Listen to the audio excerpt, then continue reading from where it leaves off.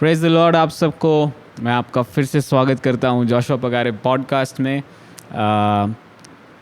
पिछले सप्ताह हमने कई सारी चीज़ों को होते हुए देखा और उसमें से एक बहुत खूबसूरत गवाही ये थी कि एक बहन के घुटनों के अंदर 1 साल से प्रॉब्लम था। और जब वो पॉडकास्ट को सुन रहे थे, पवित्र आत्मा ने अचानक से हमारे जो पिछले गेस्ट थे उनके मन में ऐसा डाला कि किसी के घुटने के लिए वो प्रार्थना करें। जब उन्होंने प्रार्थना की, वो बहन का 1 साल का वो घुटनों का दर्द जिसके कारण वो चल ही नहीं पा रही थी, वो चला गया। नेक्स्ट डे वो उठी अपने बिस्तर से, उन्होंने घर के सारे काम किए और वो नॉर्मल लाइफ में अभी भी जी रही हैं। और मैं आपसे ये कहना चाहता हूँ, हम भी आज जो बात करेंगे वो बात आपको 100% पवित्र आत्मा की अगुवाई में इनकरेज करेगी, आपके फेथ को यीशु मसीह के ऊपर बिल्डअप करेगी। सो मैं आपको इंट्रोडक्शन कराना चाहता हूँ अमन वावले भाई से, जो आज हमारे बीच में हैं। और फाइनली इन्होंने समय दिया, आज हम एक साथ बैठ पाएँ। और मेरा पूरा विश्वास है जब अमन भाई आज बात करेंगे तो प्रभु आपके दिलों को विश्वास से भरेगा, वचन से भरेगा, और उनके जीवन की गवाहियाँ सुनकर आप आशीष पाने पाएंगे। मेरा ये विश्वास है, क्योंकि पर्सनली मैं खुद कई सारी टेस्टमनीज़ जो मैंने सुनी, उन टेस्टमनीज़ से मैं ब्लेस हुआ। अमन के पिताजी जो हैं वो कलीसिया के पास्टर हैं और अमन वहाँ पर वर्शिप लीड करते हैं, और चर्च में पापा के साथ पूरी तरीके से वो हर काम को करने के लिए प्रभु के पीछे चल रहे हैं। सो मैं अमन भाई से ये जानना चाहूँगा कि आप लोगों को बताएं कि कैसे आपने प्रभु को जाना, और उसके बाद हम और सवालों में जाएंगे। सभी को जय मसीह की। और मैं परमेश्वर का सबसे पहले तो धन्यवाद करता हूँ कि परमेश्वर का ये अनुग्रह रहा कि हम यहाँ पे भाई के साथ में मिलकर उनके प्रभु की महिमा को हम करने पा रहे हैं। और थैंक यू सो मच, आपने मुझे यहाँ बुलाया उसके लिए। और परमेश्वर को सारी महिमा मिले। मेरा नाम अमन वावले है और मैं एक मसीह परिवार से हूँ। मैंने अपने मम्मी पापा के द्वारा प्रभु को जाना और मैं बचपन से ही उनके साथ में चर्च जाता था, और ऐसे धीरे धीरे मैंने प्रभु के अंदर में ग्रो करना सीखा। और प्रभु के अनुग्रह से मैं आज पापा के साथ में सेवकाई करता हूँ और वर्शिप लीड करता हूँ और प्रभु के मिनिस्ट्री को मैं करता हूँ। वाह। सारी बातों के लिए प्रभु को मैं धन्यवाद करता हूँ कि मैं कुछ भी नहीं था, लेकिन उस कुछ भी नहीं में से परमेश्वर ने मुझे चुनकर आज यहाँ पर खड़ा रखा है। तो ऐसे मेरी गवाही है कि लास्ट अभी नवंबर को 27 नवंबर 2022 को हमारे चर्च पर अटैक हुआ। तो वो जब अटैक हुआ और हमको वहाँ पे सब मौजूद थे, वहाँ पे मीडिया था, पुलिस था, सब आ गया था। और हमको फिर वहाँ से थाने ले जाया गया। थाने में हम लोग को रखा गया। सभी हमारे चर्च के बच्चे थे, लेडीज़ थे, हम लोग थे।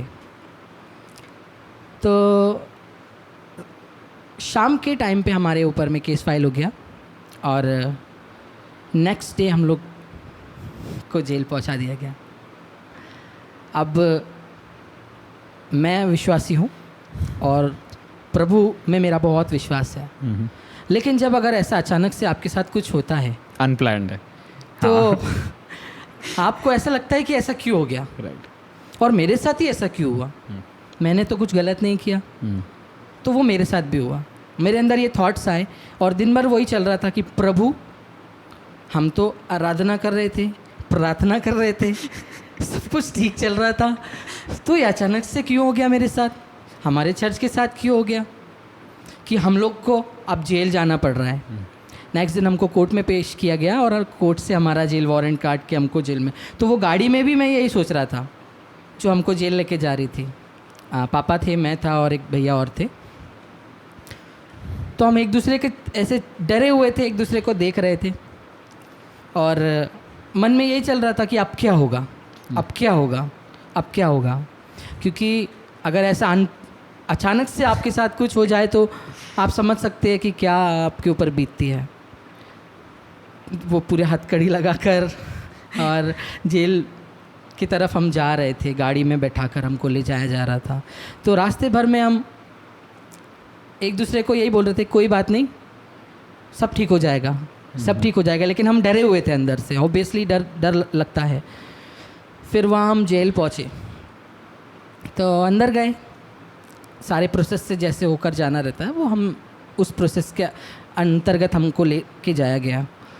और फिर जब हम अंदर इंटर हुए तो हम जैसे जैसे इंटर कर रहे थे तो वैसे वैसे हम लोग ये सोच रहे थे कि बस अब ख़त्म, अब गए, अब कुछ नहीं हो सकता, अब यहीं रहना है। तो डर आते जा रहा था। और एक एक गेट जब आप क्रॉस करते हैं तो बहुत बड़ी बड़ी वहाँ दीवारें होती है। और ऐसा भी थॉट आता है कि मैं यहाँ से भाग जाऊँ क्या, और भागूंगा तो कैसे भागूंगा, लेकिन वो बहुत ऊंची दीवारें होती है। तो अंदर गए हम लोग, वहाँ पे एक हॉल होता है। इंटरेस्टिंगली मैं जेल गया हूँ प्रोग्राम्स करने के लिए, करीबन 5 से 6 बार गया हूँ। तो 3 डोर हैं, हाँ, जो तुम समझ रहे हो वो, मतलब मैं पूरा समझ पा रहा हूँ। तो आप देखो, पहला डोर बड़ा वाला, पहले और दूसरे के बीच में गैप है जहाँ पे जेलर और बाकी लोग हैं, सब लोग हैं वहाँ पे। वहाँ से फिर वहाँ मेरा सामान पूरा ले लिया था उन्होंने, मोबाइल ले लिया, पर्स ले लिया, बेल्ट चेक किया कि कुछ है तो नहीं, पॉकेट्स चेक किए। देन सेकंड डोर के अंदर एक जेल का एक बंदा था, हाँ, जो गेट खुलता है, टोपी लगा के खड़ा था। कोई उसके बिना कोई आजू बाजू नहीं जा सकता। तो फिर ये सेकंड डोर के अंदर गए, फिर थर्ड डोर है जिससे आपका गार्डन शुरू होता है। Yes, right. तो मेरे को उस तरफ नहीं लेके गए थे। अच्छा, इस तरफ एक रोड देखा होगा आपने, राइट में। हाँ, राइट और लेफ्ट दोनों तरफ जा रहा है। तो वो राइट वाले साइड में बाखंड सेक्शन होता है, मतलब जेल पूरा 2 सेक्शन में, आखंड और बाखंड। तो हम लोग बाखंड सेक्शन में थे। अब वहाँ हम अंदर गए, तो एक हॉल होता है जहाँ पे सब स्टार्टिंग में पहले लोग को रखा जाता है। हमको वहाँ रखा गया। हम लोग डरे हुए थे, हम बहुत घबराए हुए थे कि कलीसिया के साथ ऐसा हो गया, हमारे साथ ऐसा हो गया। हम जेल तक आ गए, और जो कि आपने कुछ किया नहीं हो, उसके बावजूद अगर आप यहाँ हो तो बहुत ही बुरा लगता है। राइट। कि यार ऐसा क्यों। हमारे अंदर भी यही चल रहा था, मेरे अंदर स्पेशली ये चल रहा था कि प्रभु यीशु ऐसा क्यों हो रहा है। ना इंटरेस्टिंगली मैं एक चीज़ पॉइंट आउट करना चाहता हूँ कि सवालों का आना अपने आप में पाप नहीं है। पता नहीं मैं क्यों पॉइंट आउट कर रहा हूँ, लेकिन जब आप परिस्थिति से होके गुजरते हैं, ये लॉजिकल नॉर्मल रीजनिंग है कि प्रभु ऐसा क्यों हो रहा है।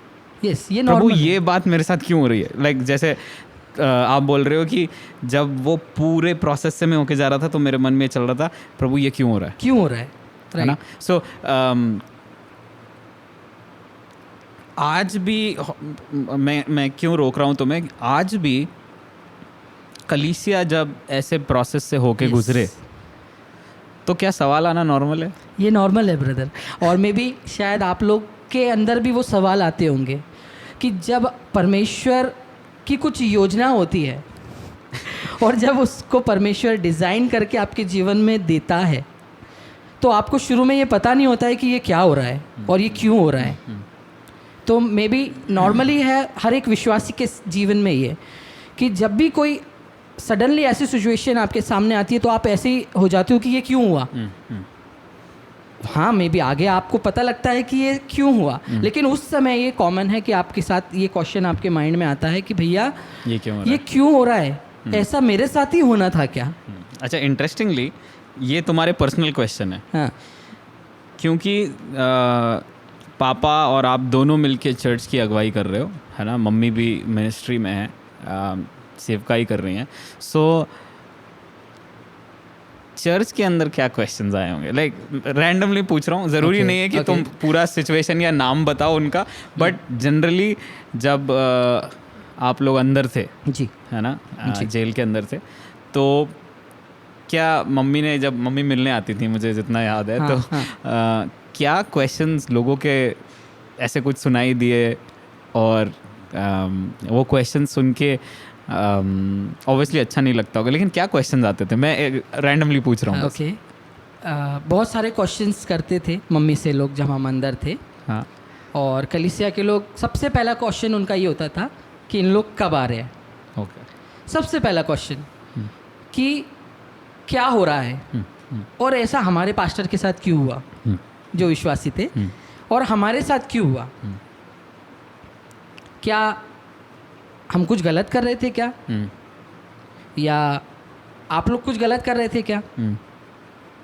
तो सबके सामने ये बात थी, हमने कभी किसी को किसी चीज़ के लिए फोर्स नहीं किया।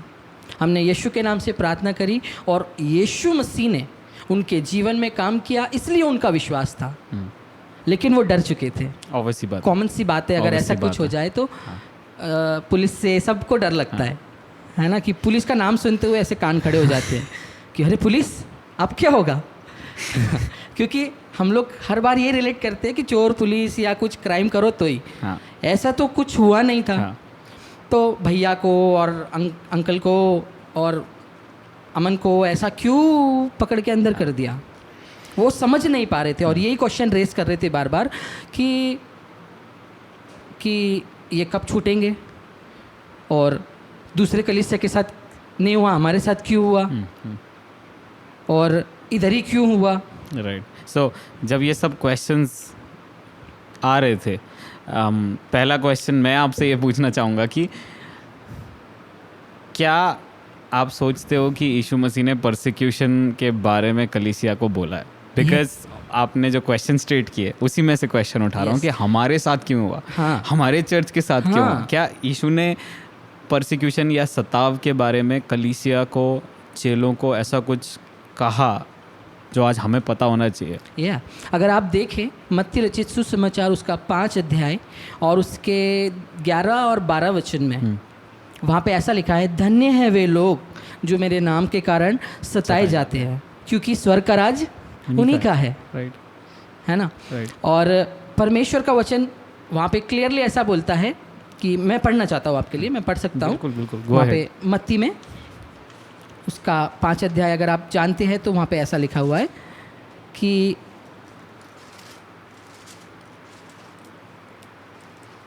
मत्ती 5 और उसका 10 से मैं पढ़ना चाहता हूँ, आप सुनिएगा। धन्य है वे जो धार्मिकता के कारण सताए जाते हैं, क्योंकि स्वर्ग का राज्य उन्हीं का है।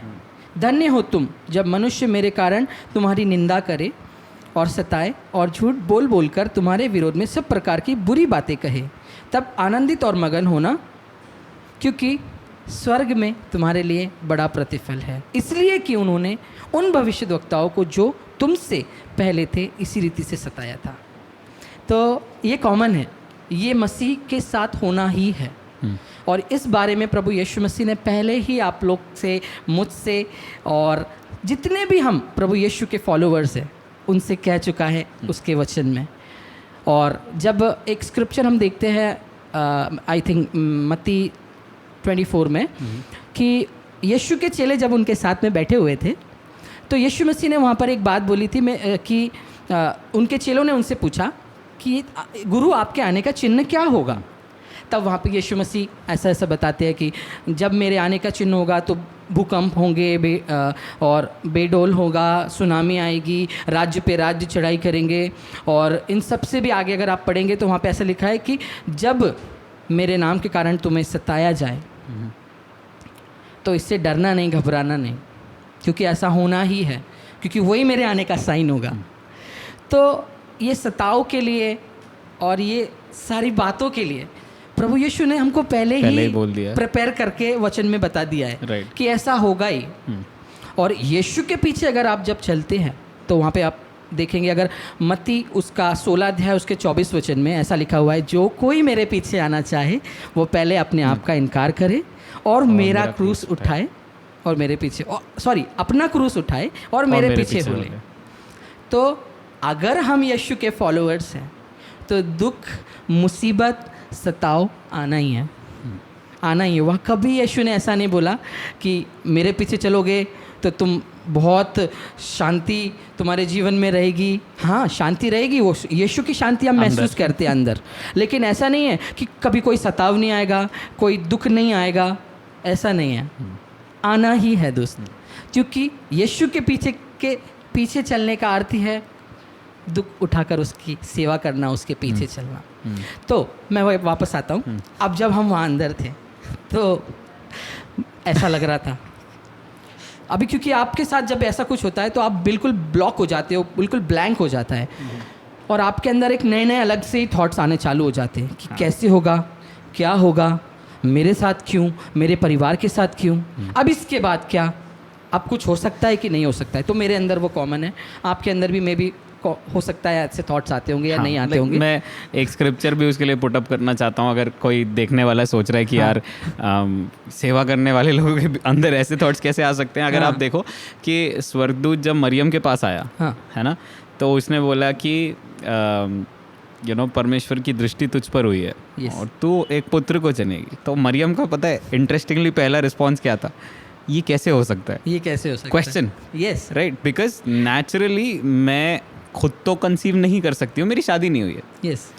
और इंटरेस्टिंगली जब मैं उसको स्टडी कर रहा था तो मुझे ऐसा समझ में आया कि क्वेश्चंस जब राइट डायरेक्शन में हम पूछें प्रभु से और जब वो उसका उत्तर दे तो वो क्वेश्चंस फेथ को बिल्डअप करने लग जाते हैं और मिरेकल्स को हमारी लाइफ में रिलीज करने लग जाते हैं। यही हुआ, ये मैंने एक्सपीरियंस किया, तो शेयर करो। आगे हुआ, अभी तो ये स्टार्टिंग है। मैं आपको वो पूरी चीज़ बता रहा हूँ ताकि आप उससे रिलेट कर पाओ, राइट, क्योंकि ये कॉमन है, हर एक के साथ ये होता है।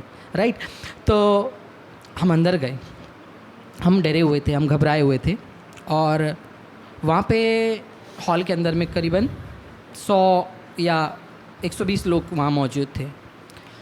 तो फिर जब हम सोने के लिए जा रहे थे तो हम तीनों वहाँ बैठ गए और हमने प्रार्थना करी और हमने सारी बातों को प्रभु यीशु के हाथ में सौंपा। मतलब दुख के समय में प्रार्थना दुख के समय में वो बहुत कठिन समय था और नॉर्मल नहीं था वो मेरे लिए। हाँ, प्रार्थना करने की इच्छा हो रही थी क्या? प्रार्थना करने की इच्छा तो थी नहीं, क्योंकि जब ऐसा कुछ होता है तो आप एकदम सब चीज़ आपके दिमाग में आती है लेकिन प्रार्थना नहीं आती है। सब कुछ आएगा, राइट, लेकिन प्रार्थना करने का मन नहीं होगा। राइट। और प्रार्थना ऐसा बोल कि क्यों यार, तो कैसे क्या किया फिर? मतलब मेरे को अभी काफ़ी वो जानने में इंटरेस्ट आ रहा है। तो अब भाई देखो, जब आपके पास कोई रास्ता नहीं बचता ना, तो सिर्फ आपको एक ही चीज़ दिखती है, वो यीशु मसीह। जब आप बिल्कुल यहाँ तक फंस जाते हो और उसके बाद आपको ऐसा लगता है कि अब कोई रास्ता नहीं है, At the end, ख़त्म, अब गेम ख़त्म, तब आपको सिर्फ एक ही रास्ता दिखेगा और वो है यीशु मसीह। कि अब भैया हथियार डाल दो, भला इसी में है, और प्रभु यीशु से प्रार्थना कर लो। तो हमने भी वही किया, सब कुछ हथियार डाले, यीशु के पास में आ गए और वहाँ पे हमने प्रार्थना करी।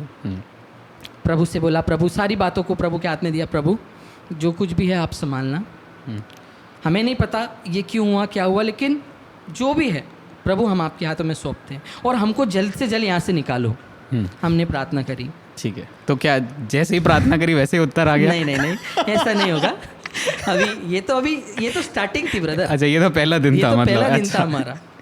तो थोड़ा हमको भी पेशेंस, क्योंकि परमेश्वर परखता है, राइट, देखता है कि तुम कितना विश्वास योग्य हो मेरे लिए और कितना मुझ पर भरोसा करते हो। तो ये तो पहला ही दिन था। अभी अब 2-3 दिन वहाँ बीते, हमारी प्रार्थना हम लोग करते थे डेली, रोज़ रात को हम लोग तीनों बैठकर प्रार्थना करते थे। तो वहाँ पे कुछ होना चालू हो गया।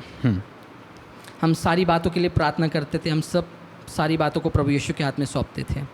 2-3 दिन के बाद में वहाँ पे ऑटोमेटिकली लोग बाग आकर हमसे पूछने लगे कि आप ये क्या करते हो, हमने आपको नोटिस किया है, हमने आपको देखा है, आप रात को इधर तीनों बैठ जाते हो, कंबल ओढ़ के प्रार्थना करते नहीं, आग बंद करके और कुछ बोलते हो। तो हमने बोला, भाई हम यीशु मसीह के नाम से दुआ करते हैं और यीशु मसीह ने हमारे जीवन में, हमारे परिवार में, हमारे दोस्त मिलने जुलने वाले और हमारे जान पहचान के लोगों के जीवन में ऐसे ऐसे काम किए हैं। हम उनको टेस्टमनी वहाँ पे शेयर करने लग गए यीशु मसीह की, नॉर्मल जिसके वो समझ सके। हमने कई लोगों की वहाँ पे गवाहियाँ बताई, तो उनको ऐसा विश्वास आया कि अच्छा, यीशु मसीह ऐसा कर सकते हैं क्या? ठीक है, तो भैया आप हमको भी प्रार्थना जब करो तो हमको भी बुला लेना और हमारे लिए भी प्रार्थना कर देना। तो जब हमने उनको नेक्स्ट दिन वो आए हमारे साथ प्रार्थना में ज्वाइन हुए, और जब आप वहाँ होते हो तो कोई दूसरी बात के लिए प्रार्थना नहीं होती है। ऑब्वियस सी बात है। सीधी एक बात, प्रभु हमें निकाल। और उनका भी यही प्रभु हमें रिक्वेस्ट था निकाल। कि भैया यीशु मसीह से ऐसा बोलो कि हमको निकाले यहाँ से। अब वो अपनी भाषा में बोल रहे थे कि भैया यीशु मसीह से बोलो कि हमको यहाँ से निकाले, ऐसा करके। तो हमने बोला ठीक है, हम प्रार्थना करेंगे, लेकिन विश्वास आपको करना रहेगा। यदि आप विश्वास करेंगे तो आपके जीवन में काम होगा। तो उन्होंने बोला ठीक है।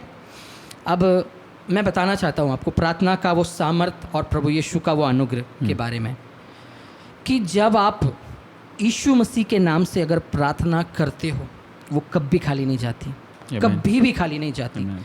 कई बार होता है कि हम प्रार्थना कर कर भूल जाते हैं, छोड़ देते हैं, लेकिन वो जो प्रार्थना है वो प्रभु के पास पहुंच जाती है।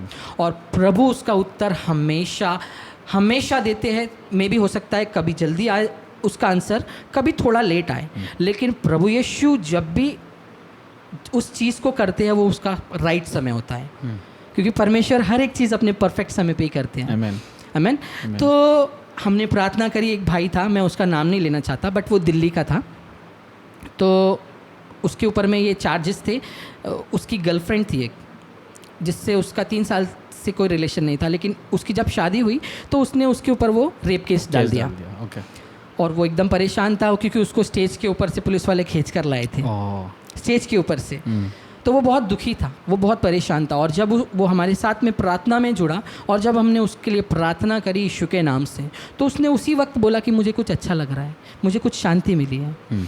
और यीशु जी से बोलिए कि यीशु जी मुझे यहाँ से निकाल दें। मतलब उसके ये शब्द थे कि यीशु जी से बोलिए कि यीशु जी मेरे ऊपर कृपा करें और मुझे यहाँ से निकाले।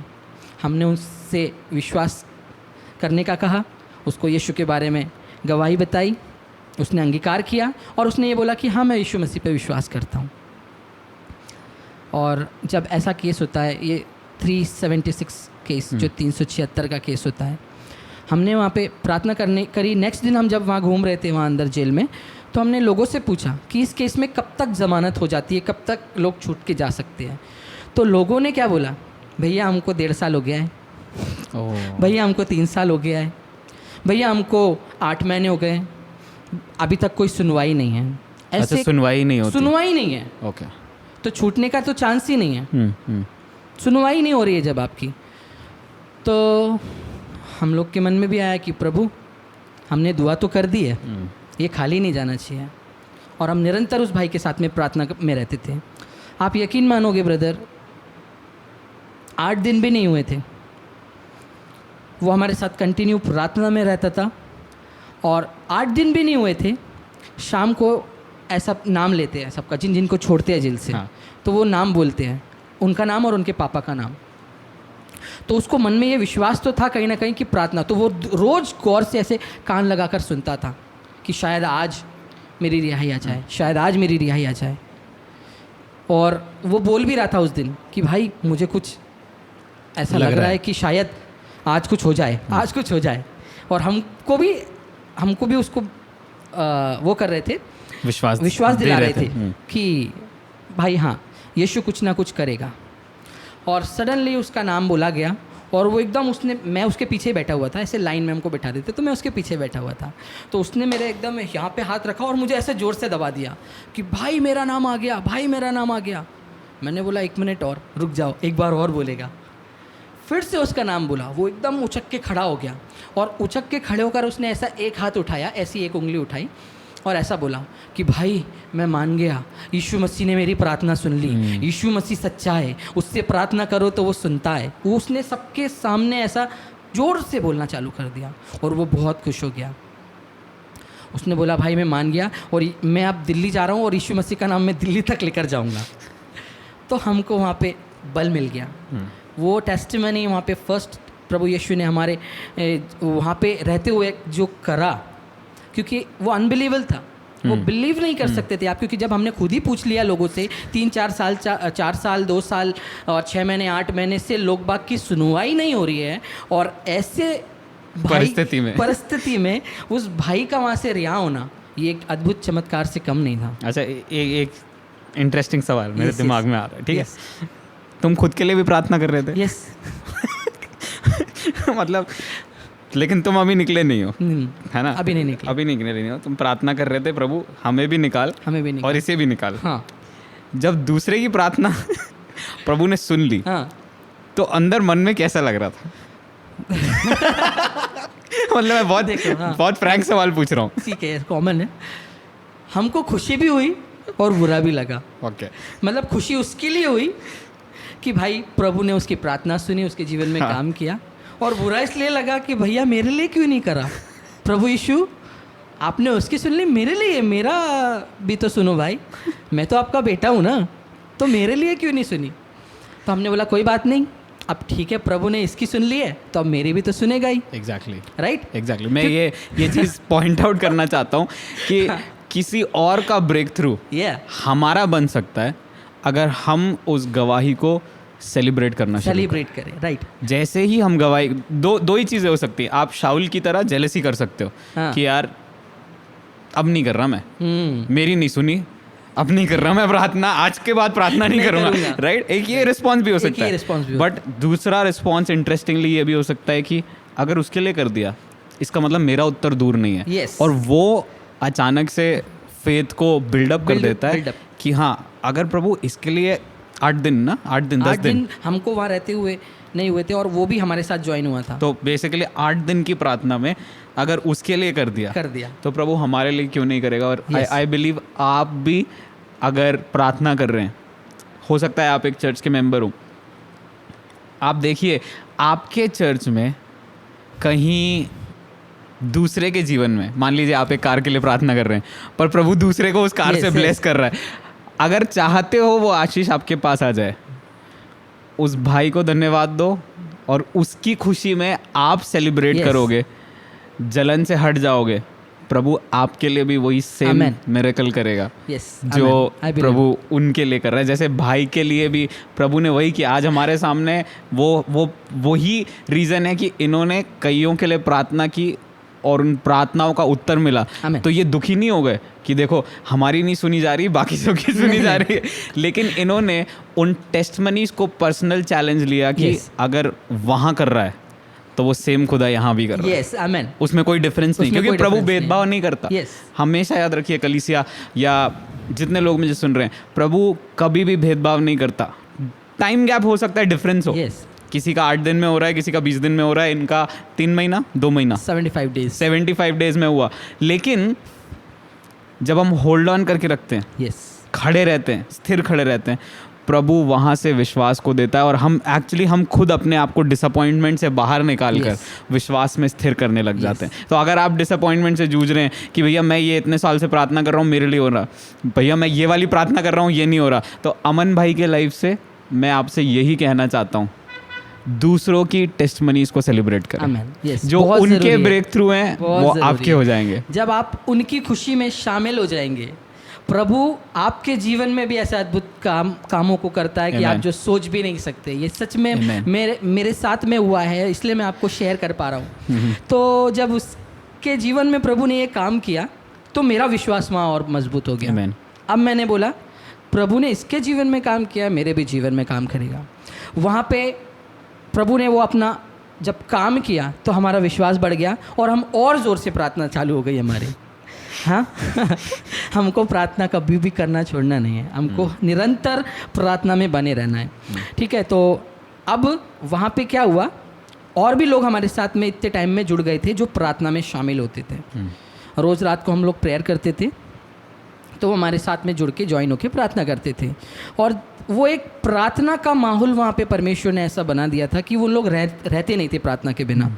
वो ऑटोमेटिकली जब वहाँ पे सोने का समय होता था तो वो खुद ब खुद हमारे पास आ जाते थे कि चले अंकल प्रार्थना करेंगे, चलो भाई प्रार्थना करेंगे, ऐसे करके उन लोग हम लोग के साथ में हम लोग ज्वाइन होने के लिए अब इतना डेस्परेट हो गए थे कि उनको रोज़ प्रार्थना चाहिए रहती थी। और जब वो प्रार्थना करते थे तब उनको ऐसा विश्वास होता था कि हाँ प्रभु यीशु मसीह हमारे जीवन में काम करेगा, और वो उसकी प्रेजेंस को महसूस भी कर पाते थे। तो कई सारी ऐसी गवाहियाँ प्रभु यीशु मसीह ने वहाँ पे लोगों के जीवन में काम किया, ऐसी कई सारी। लेकिन मैं कुछ को पॉइंट आउट करना चाहता हूँ जिससे आपका विश्वास भी बिल्ड हो कि प्रार्थना से क्या कुछ नहीं हो सकता। मैं अपने ऊपर से भी लेकर और उन सब की परिस्थितियों को लेकर भी मैं बात करूँगा। तो अब वहाँ पर जब हम थे, अब ऐसे काम परमेश्वर ने वहाँ करना चालू कर दिए, तो वहाँ पे वचन हमको बहुत काटता था कि हमको जो वचन हमको प्रभु ने दिए थे हम उससे बात करते थे, लेकिन हम चाहते थे कि प्रभु और भी हमसे बात करे। हाँ। तो अब वहाँ पे बाइबल नहीं था। हाँ। तो मैं बहुत बेचैन था अंदर से। मैंने बोला प्रभु मुझे बाइबल चाहिए। मैंने बहुत इधर उधर ढूंढा, सब जगह गया, वो बाइबल मुझे मिल नहीं रही थी। तो वहाँ पे लाइब्रेरी होती है अंदर। अब जब आप लाइब्रेरी को 2 या 3 पोर्शन पार करके जाना रहता है और वहाँ अलाउड नहीं होता है जो अंडर ट्रायल रहते हैं उनके लिए जाना। हाँ। लेकिन मैंने कैसे करके छुपते छुपाते कुछ भी वहाँ से प्लानिंग करके मैं वहाँ लाइब्रेरी तक पहुँचा और मैंने उनसे बोला अंकल से कि वो जो अंकल थे वहाँ पे, उनसे कि अंकल मुझे बाइबल चाहिए, मुझे पवित्र शास्त्र चाहिए। तो उन्होंने बोला आप बाइबल पढ़ते हो क्या? मैंने बोला जी हाँ मैं बाइबल पढ़ता हूँ। देन उसके बाद में उन्होंने बोला यहीं कहीं रखी होगी देख लो। अब मैं बहुत ढूंढने लग गया। आप सोच नहीं सकते आप, अब मैं उसको कैसे एक्सप्लेन करूँ। बाइबल नहीं था तो मैं कितना बेचैन था अंदर, कितना बेचैन था मैं बता नहीं सकता। और मुझे वो, मैं इतना डेस्परेट था उसके लिए कि मुझे चाहिए तो चाहिए, कहीं ना कहीं से भी चाहिए मुझे। जब मैं ढूंढ रहा था मुझे नहीं मिल रही थी। एंड उसके बाद एक जो बुक शेल होता है उसके नीचे इतनी मोटी किताब रखी हुई थी, ऐसे लाइन से जमी हुई, और कोने में थी। मैं जाते जाते एक बार मन में आया ऐसा कि वो कोने में मुझे देखना चाहिए, और जबकि मैं उसको देख चुका था फिर से एक बार मन में आया कि देखना चाहिए। मैंने देखा और आप बिलीव नहीं करोगे, वहाँ पे एक नया नियम रखा हुआ था छोटा सा, और जैसे ही वो मुझे दिखा मैंने सीधे उसको यहाँ पे लगा लिया ऐसे। और मैं इतना खुश हो गया, इतना खुश हुआ उस समय। मुझे ऐसा लगा मुझे कितना बड़ा खजाना मेरे हाथ लग गया। ये बहुत कीमती है, मैं आपको बताना चाहता हूँ। इसके सिवा आपका और मेरा जीवन कुछ भी नहीं है, सच में कुछ नहीं है। मुझे ऐसा लगा मुझे खजाना मिल गया, और मैंने उसको ऐसे करके पकड़ लिया और मैंने बहुत उसको प्यार से पकड़ लिया। और मैंने वो अंकल को बोला अंकल मैं ये लेके जा रहा हूँ और आप मेरे लिए बड़ा वाला बाइबल ढूंढ के रख दीजिए। तो उन्होंने बोला ठीक है, हम आप नेक्स्ट वीक आइए, हम आपके लिए ढूंढ के रखेंगे। और मैं वहाँ बहुत खुशी खुशी उसको लेकर गया, अंदर गया। उसके बाद में मैं पढ़ता था जैसे रात को, हाँ। तो सुबेरे पापा को दे देता था, हाँ। पापा पढ़ते थे, फिर आफ्टरनून में दिलीप भैया पढ़ते थे, और उसके बाद फिर शाम को मैं, हम लोग ऐसे रोटेट करके पढ़ने लगे। क्योंकि एक ही बाइबल थी। क्योंकि एक ही बाइबल थी, पूरी जेल में एक ही बाइबल थी उस समय। तो आप सोच सकते हो वो कितना कीमती था वो। और प्रभु से बहुत वचनों से बात करता था, बहुत सारे वचनों को इंकरेजमेंट देता था। मैं आपको बताना चाहता हूँ, जब मैं छोटा था मेरे को पवित्र आत्मा ने वहाँ पे ये चीज़ याद दिलाई, तो मैं ऐसा बोलता था प्रभु से कि प्रभु ये जो भविष्यवाणी आपके आने के बारे में लिखी है वो कब पूरी होगी, और मैं इसमें क्यों नहीं हूँ, मैं इसमें क्यों नहीं हूँ। लाइक जब बहुत छोटे थे। जब मैं बहुत ही छोटा था, आप मतलब मैं बहुत छोटा था, लेकिन मैं ऐसा बोलता था कि प्रभु ये आपके बाइबल में जो वचन लिखे हैं ये कब पूरे होंगे, और मैं कब इसमें आऊँगा, मैं भी इसमें आना चाहता हूँ। तो मैं एक दिन पढ़ रहा था बाइबल वहाँ बैठ के, तो पवित्र आत्मा ने मुझे वो चीज़ रिकॉल करवाया, वो याद दिलाया कि बचपन में मैं ऐसा ऐसा बोलता था, और वो वचन परमेश्वर का सीधे डायरेक्टली मुझे ऐसा हार्ट में टच किया कि धन्य हो तुम जो मेरे नाम के कारण सताए जाते हो, ढांढस बांधो, देखो मैंने संसार को जीत लिया है। Amen. तो मैं खुश हो गया, और मैं इतना खुश हो गया कि परमेश्वर जो बात को मैं बचपन में बोलता था, आपने उस बात को मेरी सुना, और आपने जो गवाही आपके आने के विषय में कही थी आपने उसके अंदर में मुझे लेकर आ गए। तो मेरे को और मज़ा आ गया भैया, इंकरेजमेंट मिल गया, बहुत मज़ा आ गई। और मैंने प्रभु को बहुत धन्यवाद किया। अब वहाँ पे बहुत सारे लोग रहते थे, तो वहाँ जेल का सिस्टम अच्छा नहीं था, है ना, खाना अच्छा नहीं था। मैं आपको बताना चाहता हूँ कि प्रार्थना से क्या कुछ नहीं हो सकता। Amen. Amen. जेल में जब आप देखेंगे तो खाना वहाँ का बिल्कुल अच्छा नहीं है, पानी है, खाना पूरा मैंने वो मशीन देखी है बाय द वे जिसमें खाना बनता है। तो अच्छा। एक बार मैंने खाना खाया है वहाँ का, जब हम लोगों ने परफॉर्म किया, क्योंकि मैं जिस स्कूल में था वो स्कूल हर साल बच्चों को लेके जाता था वहाँ पे। तो इस बार ऐसा हुआ कि हम लोग को वो खाने वाले सेक्शन में लेके गए जहाँ पे वो रोटी बनाने की हाँ, बहुत बड़ी मशीन रखी है। और सब्जी बनाने की चीज़ें, तो उन्होंने हमें दाल रोटी और सब्जी जो बनी थी, तो काइंड ऑफ मैंने टेस्ट किया है, तो मैं मतलब जो तुम शेयर कर रहे हो उससे मैं रिलेट कर पा रहा हूँ कि हाँ ओके कैसा रहता है वो। हाँ, तो भाई दाल आपको ढूंढनी पड़ेगी। हाँ। नहीं आपको जब लेके गए होंगे स्कूल तो की शायद तरफ अच्छा से, दिया होगा। तो अच्छा दिया था लेकिन वो ऐसा होता नहीं है, वो सिर्फ दिखाने के लिए था। रियलिटी में आपको बताना चाहता हूँ कि दाल में आपको दाल ढूंढनी पड़ती है, सब्जी में तेल का पता नहीं होता है, पूरा पानी पानी होता है, रोटी आधी कच्ची आधी पक्की होती है, और कोई टेस्ट नहीं होता है उस खाने में।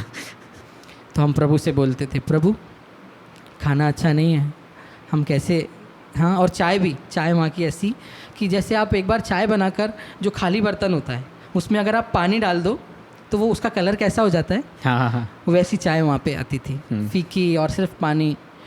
तो हम प्रार्थना करते थे प्रभु से कि प्रभु जेल का सिस्टम अच्छा नहीं है, हमको प्लीज़ ये जेल का सिस्टम बदल दीजिए, यहाँ के भ्रष्टाचार ख़त्म हो जाए, यहाँ का अत्याचार ख़त्म हो जाए। प्रभु यहाँ पे गवर्नमेंट से पैसे लिए जाते हैं सबको अच्छा खाने के लिए, लेकिन वो खाना इनको दिया नहीं जाता है, आप इस सिस्टम को चेंज कर दीजिए। एक हफ़्ता नहीं हुआ ब्रदर, नहीं हुआ। प्रार्थना करके एक हफ़्ता नहीं हुआ था हमको ये। हाँ। आप मानो या मत मानो, लेकिन हमने वो देखा है, जेल का खाना चेंज हो गया। वो जेल के खाने में जिसमें दाल ढूंढनी पड़ती थी, अब वहाँ दाल अच्छी हो गई, रोटी एकदम घर जैसी रोटी, पतली पतली और वाइट वाइट रोटी, वो रोटी वैसी बनने के आने लग गई, और खाने में टेस्ट बढ़ गया। तो जेल के लोग क्या बात करने लग गए, यार ये जेलर को क्या हो गया है, ये पागल हो गया है क्या, ये इतना अच्छा खाना क्यों दे रहा है, इसके पास पैसे आ गए क्या ज़्यादा, और ये इसका माइंड कैसे चेंज हो गया। लेकिन हम वहाँ पे समझ गए कि प्रभु ने उसके जीवन में काम कर दिया। Amen. और बिल्डअप हुआ। अब एक और चीज़ वहाँ पे ऐसा होती है कि यदि कोई गलती करता है तो उसको बहुत डंडे से मारा जाता है। कोई भी गलती करे, दोनों पार्टी को पिटना होता है। अच्छा, जिन दोनों ने गलती करी, आपने गलती करी हो या नहीं करी हो, अगर आपकी और मेरी लड़ाई हो गई तो आप भी पिटोगे और मैं भी पिटूंगा। ठीक है, ठीक है। तो वो जो पुलिस वाले होते हैं वो बहुत बेदर्दी से मारते थे, तो हमको वो देख के अच्छा नहीं लगता था, दिल में बहुत बहुत ऐसा दुख होता था कि इंसान को इंसान नहीं समझ रहे प्रभु। तो हम उनके लिए भी प्रार्थना करने लग गए कि प्रभु ये भ्रष्टाचार ख़त्म हो जाए, ये सब ये मारने वाला सिस्टम बंद हो जाए। तो एक दिन ऐसा हुआ कि किसी दो व्यक्ति ने पानी के लिए सुबह लड़ाई करी, और वहाँ पे वो एक जो पुलिस वाला जो गार्ड होता है वो आया और उसने दोनों को डंडे से मारा बहुत बेरहमी से कि एक का हाथ पूरा ऐसा लटक गया, अब टूट गया काइंड ऑफ। हाँ ये सब बोल सकते हैं आप, हाँ। टूट गया, पूरा लटक गया। और वो ये चीज़ भूल गया था कि वो कैमरे में है, ओके। क्योंकि वो कैमरे से साइड लेके ही मारते थे, लेकिन शायद वो भूल गया या पता नहीं क्या हुआ। तो उसको कोई कैमरे में से देख के वॉच कर रहा था वहाँ कंट्रोल रूम में, तो उसने तुरंत वायरलेस करके उस पुलिस वाले को बुला लिया। और उस दिन से लेकर जब तक हम वहाँ थे, वहाँ किसी को भी मारा नहीं गया। तो प्रभु ने ये गवाही और वहाँ पे दी कि वो मारने वाला सिस्टम ही बदल दिया प्रभु ने। वहाँ पे प्रभु ने वो अनुग्रह किया। हम लोग ने ये दुआ करी प्रभु ये बंद हो जाए, और प्रभु ने वैसा ही काम किया। हम जो प्रार्थना कर रहे थे, जिस विषय के लिए, जिन बातों के लिए हम प्रार्थना कर रहे थे, प्रभु बिल्कुल सुनकर वैसे ही वैसे काम कर रहा था। 20 से 25 लोग ऐसे वहाँ थे जिनके जीवन प्रभु यीशु ने बदल दिया। हाँ, आप एक और भाई की मैं गवाही बताना चाहता हूँ। वो वैसे रहता नागपुर में है, लेकिन वो है नेपाल से, और वो ऐसी ज़िंदगी जी रहा था कि total criminal life, chain snatching करना, सुपारी लेना और किसी को भी मारना, लूटना, और ऐसी क्रिमिनल उसकी लाइफ थी। और 2015 में वो जेल तोड़ के भाग भी गया था। ऐसे व्यक्ति से प्रभु यीशु ने हमको वहाँ पे मिलाया, और जब उसने हमसे मिला, हमारे साथ प्रार्थना में उसको अच्छा लगने लगा, तो उसने ये बोला कि यार आप लोग कुछ अलग लोग हो, आपके साथ कुछ अच्छा लगता है, शांति लगती है, आप लोग के अंदर बहुत पेशेंस है, और कभी हम लोग को ऐसी बातें किसी ने नहीं बताई, कभी नहीं बताई। शायद यीशु ने आपको हमारे लिए भेजा था यहाँ पर, क्योंकि ऐसी जगह पे रहकर, ऐसे लोगों के साथ में रहकर आपको उनको यीशु के बारे में बताते हैं तो उनको बिलीव नहीं होता। तो उनने यही बोला कि भैया मुझे आपके साथ बहुत अच्छा लगता है और आप जब दुआ करते हैं तो मुझे बहुत अच्छा लगता है। और उसके लिए दुआ करी, वो भी छूट कर चला गया कुछ ही दिनों में। ठीक है। और उसने हमारा नंबर लिया, हमने उसका नंबर लिया। देन जब हम बाहर निकले हम लोग, तो उससे हमारी बात हुई। तो उससे जब हमारी बात हुई तो उसने हमको ये बोला, अंकल पापा से बात हुई कि अंकल जय यीशु की, और आप कैसे हैं? मैं भी ठीक हूँ। और अंकल मैंने पुराना काम छोड़ दिया है, वाह। और मैंने मेरे पार्टनर को भी सुधार दिया है। अच्छा। और मैं किसी दूसरे शहर में हूँ और मैं अब वहाँ पे एक जॉब कर रहा हूँ। और अंकल आपका बहुत बहुत थैंक यू कि आपने हमें उस जगह पर वो बातों को बताया। और अब हम पुरानी ज़िंदगी में नहीं जिएंगे, आप हमारे लिए निरंतर प्रार्थना करते रहिए। आमीन, आमीन। ऐसे कई सारे। एक और भाई था, उनके ऊपर उनकी वाइफ ने केस करा था। उनने बोला भाई मेरे लिए दुआ करो, मुझे बेचैनी हो रही है, मुझे अच्छा नहीं लग रहा। वो भी हमारे साथ प्रार्थना में ज्वाइन होता था। हर संडे को हम लोग वहाँ पे चर्च हमने चालू कर दिया था, जो कि कभी हुआ नहीं था वहाँ हिस्ट्री में। उस जेल में हम लोग ने चर्च चालू कर दिया था, प्रार्थना दुआ करते थे और हमारे साथ कई लोग ज्वाइन होते थे वहाँ पे प्रार्थना में, जो कि जिनको अच्छा लगता था, शांति लगती थी। और वो हमको दुआ करने के लिए रिक्वेस्ट देते थे, और हम जिन के लिए दुआ करते थे वो छूट के चले जाते थे। और तो इंटरेस्ट जाग गया होगा लोगों में। इंटरेस्ट और जाग गया, तो हमको मज़ा आने लग गया। और फिर हमने शुरू में ये प्रार्थनाएं करी कि प्रभु हमको भी जल्दी से छुड़ा दो। लेकिन जब प्रभु का प्लान हमको समझ में आ गया और परमेश्वर की योजना हमारे लिए क्या थी वो हमको पता चल गई, तो हमने प्रार्थना हमारी वहाँ से चेंज कर दी। अब हमने ये बोला कि प्रभु जैसी आपकी मर्जी हो वैसा आप हमारे जीवन में करें। यदि आपकी मर्जी है यहाँ रखना तो रखें, यदि आपकी मर्जी है यहाँ से निकालना तो निकालें, लेकिन आपकी मर्जी हमारे जीवन में पूरी। तो कितने दिन हो गए थे अभी तक कि आप लोग निकले नहीं थे? लाइक अभी तक हमें 52 डेज हो चुके थे। मतलब नियरली 2 महीना होने वाला था। 2 महीना होने वाला था, 50 लेकिन 52 डेज़ के बाद हम ये प्रार्थना कर रहे थे, ऐसी गवाही या प्रभु अद्भुत चमत्कार करते जा रहे थे। लेकिन एक और ऐसा इंसिडेंस आया कि मेरी मम्मी को भी वहाँ पे अंदर आना पड़ा। मैं टूट गया, मैं लिटरली बहुत टूट गया। विश्वास प्रभु के साथ था, वचन में थे, सब था, लेकिन मैं टूट गया। और मैंने बोला प्रभु ये क्या हो गया, ऐसा क्या हो रहा है प्रभु? क्योंकि सिचुएशन और वर्स बहुत बदतर से बदतर होती जा रही थी। हाँ, हमारा कुछ पता नहीं चल रहा था। हर बार डेट आती थी, हर बार हम आगे शिफ्ट हो जाती थी। बेसिकली सुनवाई होती नहीं थी। हाँ, और तो दूसरों के लिए प्रभु करते जा रहे थे और आपका खुद का नहीं हो रहा था। मैंने मेरे ऊपर बीत रही थी जो मैंने वो बोला, मैं एकदम बेचैन हो गया, डर गया, अब क्या होगा प्रभु? और मैं रो कर प्रार्थना करने लग गया। मैं दिन रात सुबह हर समय प्रार्थना में ही रहता था। मैं चलते फिरते भी प्रार्थना करता था। और आप यकीन नहीं मानोगे, मैं रोता था अंदर प्रभु के आगे। आप किसी के सामने वहाँ रो नहीं सकते, मतलब आपको देख के या तो कुछ बोलते हैं लोग, तो मैं वहाँ रोता था अंदर, कंबल ओढ़कर रात को, और प्रभु से लड़ता था, रोता था, प्रभु ऐसा क्यों, प्रभु जवाब दीजिए, प्रभु जवाब दीजिए, हमको क्यों नहीं कर रहे, रोता था उसके आगे। एक दिन मॉर्निंग में मैं प्रार्थना कर रहा था वो ग्राउंड में घूमकर, और रोते जा रहा था, मेरे आंसू निकल रहे थे, मैं रोते जा रहा था। मैं एक जगह पेड़ के नीचे ऐसा बैठ गया उदास, और मैंने प्रार्थना करी, प्रभु ठीक करो आप सब, मुझे ज़रूर उत्तर चाहिए, मुझे उत्तर चाहिए, क्योंकि वो आपका पिता है, वो आपका दोस्त है। आप जैसे यीशु को पुकारेंगे आप, वो वैसे वो आपको ट्रीट करता है। तो मैं लड़ भी रहा था, मैं रिक्वेस्ट भी कर रहा था, मैं दोनों भाव में चल रहा था किसी तरीके से प्रभु मुझे प्रार्थना का उत्तर दे दे, मान जाए, उत्तर दे दे। तो प्रभु की एक आवाज़ आई यिर्मयाह के वचन से, यिर्मयाह किताब से, कि जो कल्पनाएं मैं तेरे विषय करता हूँ वो हानि की नहीं, वो लाभ की है मन, और रुक जा, मैं तेरी आशा को पूरा करूँगा, रुक जा, थोड़ा रुक जा, थोड़ा सब्र रख। ऐसा क्लियर परमेश्वर की आवाज़, थोड़ा ऐसे जैसे कि वो मेरे एक दोस्त से हम कैसी बात करते हैं कि हाँ ठीक है हो जाएगा, रुक जा, वैसा प्रभु ने मुझसे बोला रुक जा थोड़ा। मैं तेरी आशा पूरी करूँगा, सब कुछ ठीक करूँगा, कुछ योजनाएं वो काम करने दे। मुझे बहुत शांति मिली उस वचन से। मैंने बोला ठीक है प्रभु। मैंने वो सब मम्मी पापा को बोला, और उस पापा से बोलने से पहले किसी ने जाकर मेरे पापा के वार्ड में ये बोल दिया कि अमन वहाँ रो रहा है बैठ के। अच्छा।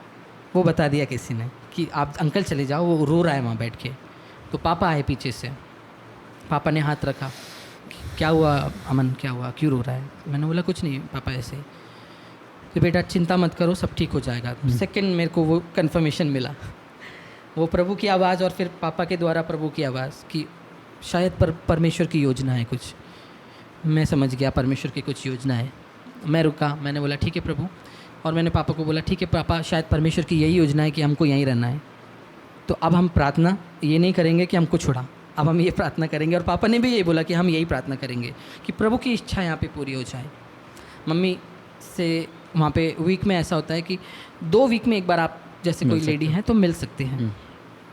मैं मिला, मैं यहाँ से बहुत अपने आप को बांध के गया था बहुत, और मम्मी आई तो मैंने बहुत अपने आप को कंट्रोल करा, और मैं स्माइल कर रहा था, मैं नॉर्मल था, और अंदर से बहुत दुखी था क्योंकि आपकी पूरा परिवार आप अब अंदर है। तो एक लड़का बेटा होने के नाते पापा भी अंदर है, मम्मी भी अंदर है, और बेटा भी अंदर है। तो वो सिचुएशन मेरे लिए बहुत डिफ़िकल्ट थी, लेकिन लोगों की प्रार्थनाएं, लोगों का सपोर्ट हमको बल दे रहा था। परमेश्वर हमको चला रहा था वहाँ पे। बिना प्रार्थना के ये संभव नहीं था, क्योंकि बिना प्रार्थना के मैं सर्वाइव नहीं कर पाता वहाँ पे। वो बहुत डिफ़िकल्ट समय था, आप सोच भी नहीं सकते, वो इतना कठिन समय मेरे लिए था। तो मम्मी आई, मम्मी रोने आते साथ ही वो रोने लग गई। वो वहाँ से चलते आई, मैंने बोला मम्मी कुछ नहीं, क्या हुआ, शांत हो जाओ। मैंने हाथ पकड़ा, हम आमने सामने बैठे हुए थे, पापा, मैं और भैया और मम्मी सामने। तो मम्मी रोने लग गई, बेटा क्या हो रहा है, ये वो रोने लग गई, ऐसा आंसू पोंछने लग गई। मैंने बोला मम्मी चुप हो जाओ, मैंने चुप कराया। मैंने बोला मम्मी निराश नहीं होना, ये खुशी का समय है, ये खुशी मनाने का समय है कि परमेश्वर ने किसी और को नहीं चुना, हमें चुना है उसके सुसमाचार को, उसके काम को यहाँ पर करने के लिए। तो ये निराश होने की बात नहीं है।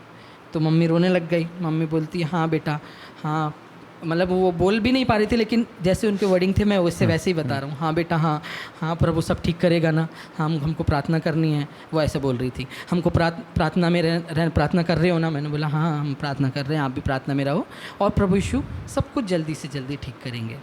एक विश्वास वहाँ पे था।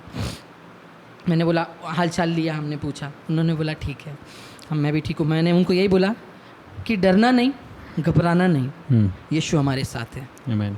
और प्रार्थना में निरंतर बने रहना, और जितने लोग आपके जैसे हैं अभी डरे हुए, आपको उनको शांति देना है, आपको उनको समझाना है। उन्होंने बोला हाँ ठीक है मैं ऐसा करूँगी, तुम लोग ठीक हो ना, उधर मारते तो नहीं है, वो सब ये वो जनरल बातें करने लग गए। इंटरेस्टिंगली मेरे को एक आयत पवित्र आत्मा कॉन्स्टेंटली याद दिला रहा है कि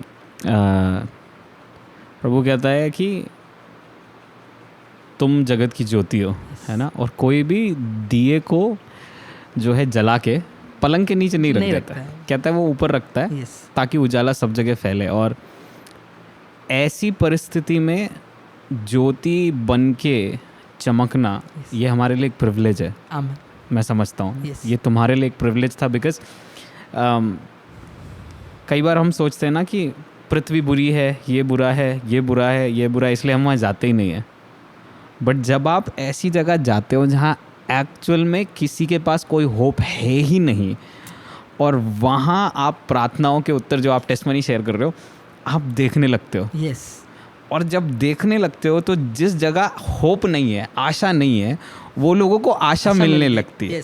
किसी को रिहाई मिलने लगती है, किसी को छुटकारा मिलने लगता है, किसी को लगता है कि यार हम आपके साथ बैठेंगे, आपको शांति, हमको आपसे अच्छा लगता है क्योंकि आपके पास शांति है। हाँ। और हम वो शांति महसूस कर पाते हैं। मैं समझता हूँ चर्च को या हमको इन चीज़ों पर गौर फरमाने की ज़रूरत है, बिकॉज लोगों के पास ये नहीं है, और हमारा केवल वहाँ रहना ऐसी जगह में, या मैं बोलता हूँ आप अपने ऑफिस में स्ट्रगल कर रहे हो, आप कुछ और करते हो, आप स्ट्रगल कर रहे हो, या आपके ऑफिस में स्ट्रगल हो रहा है, और आप जगत की ज्योति है। मैं कह रहा हूँ आपका वहाँ रहना दूसरों के लिए आशीष का कारण है। आमीन।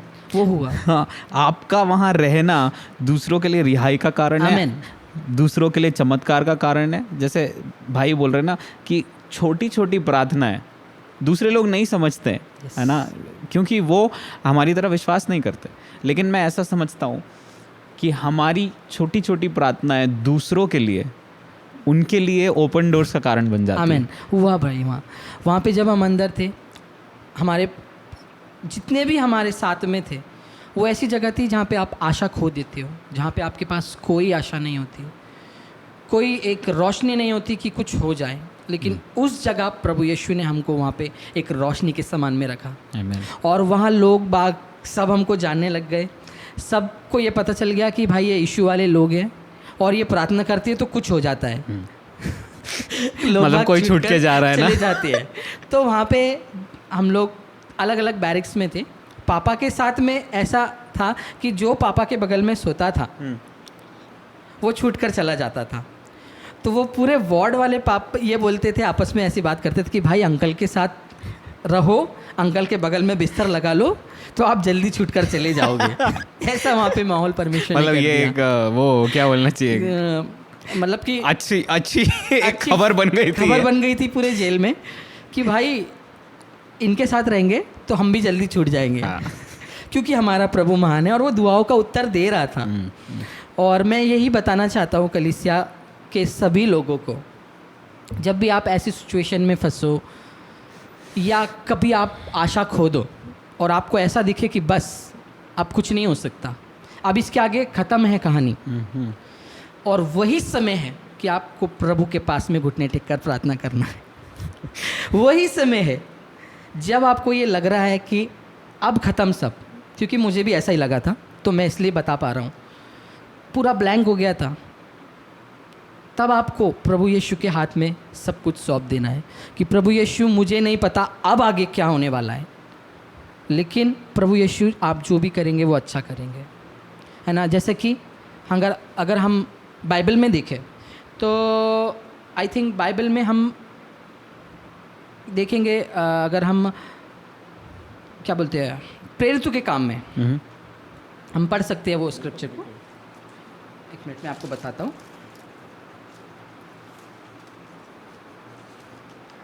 प्रेरितों के काम उसका 8 अध्याय।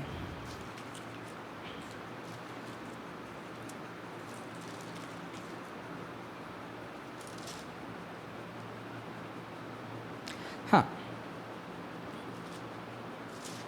अपन एक काम करते हैं, पहले हम प्रेरितों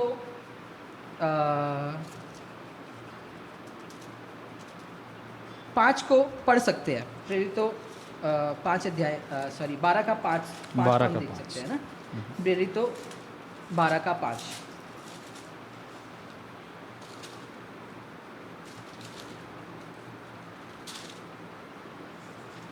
ये देखिए वहाँ पे ऐसा लिखा हुआ है, प्रेरितों 12 उसके 5 में, बंदी गृह में पतरस बंद था परंतु कलीसिया उसके लिए लौ लगाकर परमेश्वर से प्रार्थना कर रही थी। तो ये सिचुएशन था हम लोग के लिए भी। वहाँ पर हम बंदी गृह में थे और पूरे सब जगह हम लोग के लिए दुआएं चल रही थी, प्रार्थनाएं चल रही थी। पूरे भोपाल सिटी, पूरे मध्य प्रदेश और मध्य प्रदेश के बाहर भी और इंडिया के बाहर भी प्रेयर रिक्वेस्ट पहुंच गई थी हम लोग के लिए। तो हम बंदी गृह में ज़रूर थे, लेकिन सभी कलीसिया जो थी, जो यीशु की कलीसिया है, वो हमारे लिए दुआ कर रही थी। तो उससे हमें बहुत बल मिल रहा था और वो प्रार्थना ही थी जिसके वजह से हम वहाँ चल पा रहे थे, खड़े रह पा रहे थे और इतना दिन वहाँ तक सरवाइव कर गए। आज के समय में भी बहुत सारी जगह बहुत कुछ हो रहा है, राइट। लेकिन कलीसिया को क्या करना चाहिए? तुम क्या सोचते हो अपने एक्सपीरियंस से और जो प्रार्थनाओं से तुम्हें कवरिंग मिली?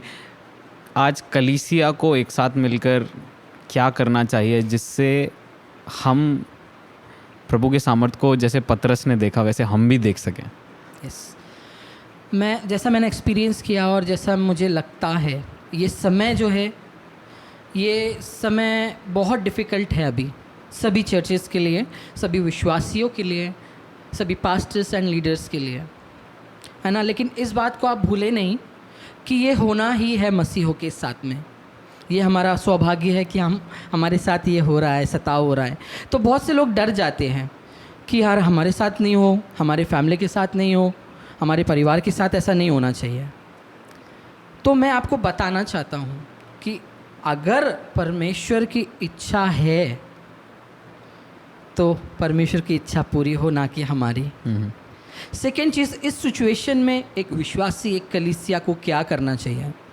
जैसा कि उस समय वो कलीसिया लौ लगाकर प्रार्थना कर रही थी, हमको भी आज वही करना है। एक एक विश्वासी, एक एक कलीसिया को हर एक मैटर के लिए, हर एक बातों के लिए हमको प्रभु यीशु से निरंतर प्रार्थना करनी है। ज़रूरी नहीं है कि आप एक समय निर्धारित कर लो, आप चलते फिरते घूमते हुए प्रार्थना कर सकते हो, आप अपने काम के साथ में भी प्रार्थना करते हो। मैंने वैसा किया, इसलिए मैं आपको बता रहा हूँ। आप सुबह उठे हो तो ये सोचो कि आप प्रभु आपको देख ही रहा है और आपको सुन रहा है, तो आप निरंतर वैसे प्रार्थना में लगे रह सकते हो। सेकेंड चीज़, आपको सबसे पहले अपने डर को बाहर निकालने की ज़रूरत है, क्योंकि यीशु मसीह का वचन बताता है 28 मत्ती 28 उसके आखिरी के आप अगर वचन देखेंगे अध्याय को, तो वहाँ पे ऐसा लिखा है कि मैंने संसार को जीत लिया है और मैं जगत के अंत तक तुम्हारे संग हूँ। आपको दोस्त छोड़ दे, आपके रिश्तेदार छोड़ दे, समाज छोड़ दे, सब छोड़ दे, लेकिन मैं आज आपको बताना चाहता हूँ यीशु मसीह आपको कभी कभी भी नहीं छोड़ेगा। उसका वादा है, मैं तुम्हें कभी नहीं छोड़ूंगा, कभी नहीं त्यागूंगा।